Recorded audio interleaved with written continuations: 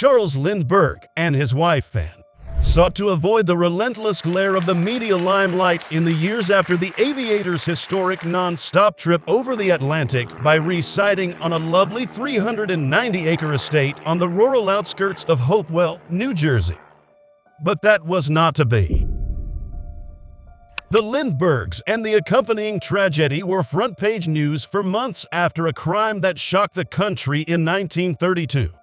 The kidnapping.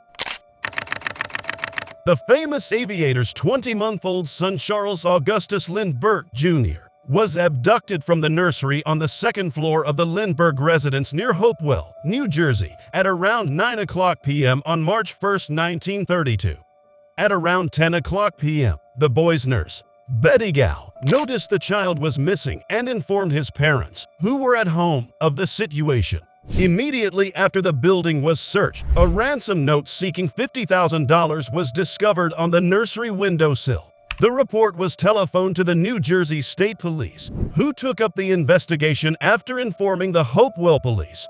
Traces of mud were discovered on the nursery floor during the search at the scene of the kidnapping. Unmeasurable footprints were discovered beneath the nursery window. The latter was damaged during the ascent or descent because one of the two pieces that had been utilized to reach the window was split or broken where it joined the other section. There were neither blood stains nor fingerprints in or around the nursery. Employees from the estate and the household were questioned and looked into. The kidnappers were contacted by Colonel Lindbergh's associates, who also sent extensive appeals to them to begin discussions. In an effort to get in touch with the kidnappers, a variety of underworld figures were dealt with and various leads were forwarded. Colonel Lindbergh received a second ransom note on March 6, 1932, postmarked March 4th in Brooklyn, New York, increasing the demanded price to $70,000. The governor then convened a police meeting in Trenton, New Jersey, to which prosecutors, police officials, and government representatives were invited. There was discussion of various procedural ideas and rules. Colonel Henry Breckinridge, the lawyer for Colonel Lindbergh, also used private detectives. On March 8th, Colonel Lindbergh's counsel received the third ransom note, which stated that the Lindberghs' designated mediator would not be accepted and asked for a newspaper ad. On the same day, Dr. John F. Condon, a retired school principal from the Bronx in New York City, wrote an ad in the Bronx Home News offering to act as a middleman and pay an extra $1,000 in ransom. The fourth ransom note, which stated he would be acceptable as a go-between, was delivered to Dr. Condon the following day.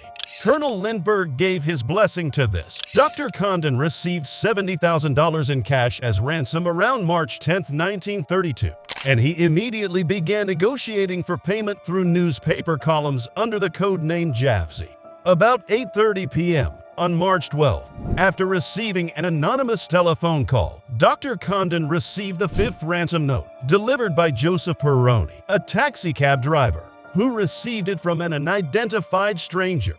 A second note would be located 100 feet from a distant subway station, below a stone at a deserted stand, according to the message. As said, Condon discovered this sixth note. Following the instructions therein, the doctor visited Woodlawn Cemetery, close to 233rd Street and Jerome Avenue, where he encountered an anonymous guy who identified himself as John. They talked about paying the ransom.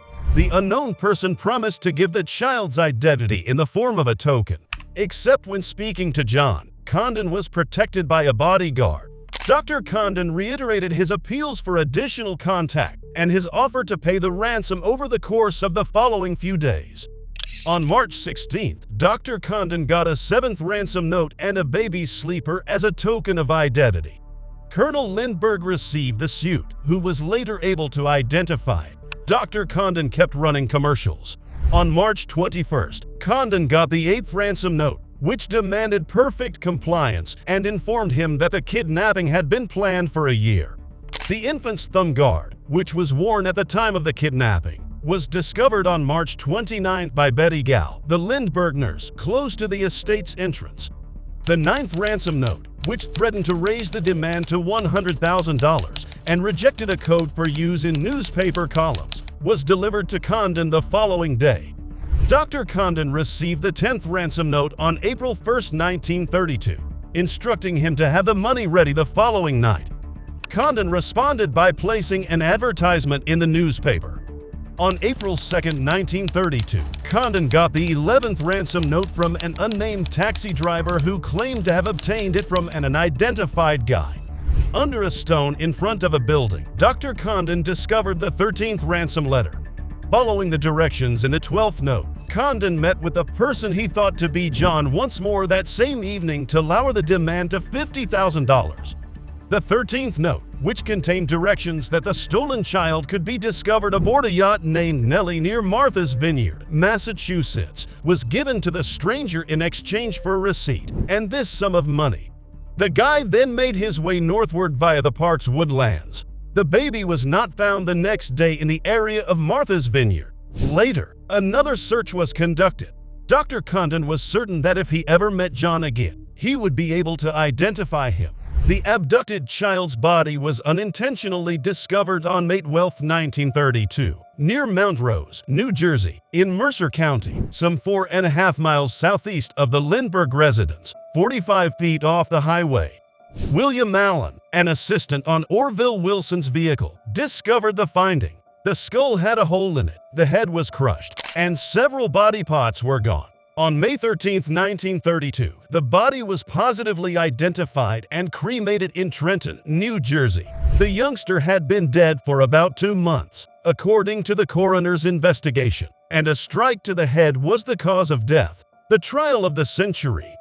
The inquiry into the murder has been added to the kidnapping case. Despite Lindbergh's initial hesitation, serial numbers from the currency used to pay the ransom had been meticulously documented. In New York, the first bill appeared just 3 days after the ransom was paid. More would start to arrive during the following 2 years. The authorities advanced gradually. Finally, on September 19, 1934, authorities arraigned Berman-born carpenter Bruno Richard Hauptmann.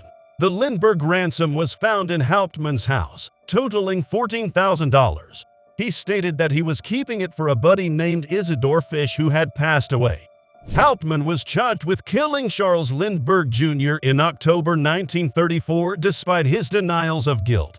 On January 2, 1935, the small New Jersey hamlet of Flemington saw the start of the trial of the century. 60,000 guests jammed into tiny Flemington, including journalists, authors, movie stars, and society matronesses. Some of the biggest names in journalism, including Walter Winchell, Fannie Hurst, and Damon Runyon, could be found in the town's one hotel and one bar. Edward Big Ed Riley, a flamboyant lawyer who was rumored to have outlived his usefulness, represented Hauptmann in his defense. As witnesses, Charles and Anne Morrow Lindbergh were both consulted. Charles stated that Hauptmann's voice was familiar to him because it was the same voice he and Condon had used to bring the ransom money to the cemetery the previous evening. Hauptmann vehemently denied any involvement in the atrocities when he entered the witness stand. He continued by claiming that the cops had assaulted him and forced him to change the way he wrote so that it resembled the handwriting on the ransom letter. In 1935, testimony came to an end in early February. The jury concluded its 11-hour deliberation by finding Hauptmann guilty of first-degree murder. He received a death sentence. On April 3, 1936, at 8:44 p.m., Bruno Richard Hauptmann was executed by electric chair. There have been questions about Hauptmann's guilt up until that point. Up to the Supreme Court, appeals were made. None of them succeeded. Even the governor of New Jersey expressed uncertainty about the judgment. After Hauptmann's passing, certain journalists and independent investigators raised numerous concerns about the manner in which the investigation was handled and the fairness of the trial. Questions were made about anything from evidence tampering to tampering with witnesses. Anna Hauptmann sued the state of New Jersey twice in the 1980s for her husband's unlawful execution. The lawsuits were dropped both times. Thanks for watching. So what are your thoughts on this horrendous crime committed? Sound off in the comments section below. Be sure to hit that subscribe button so we can keep you up to date with the latest in crimes of the century.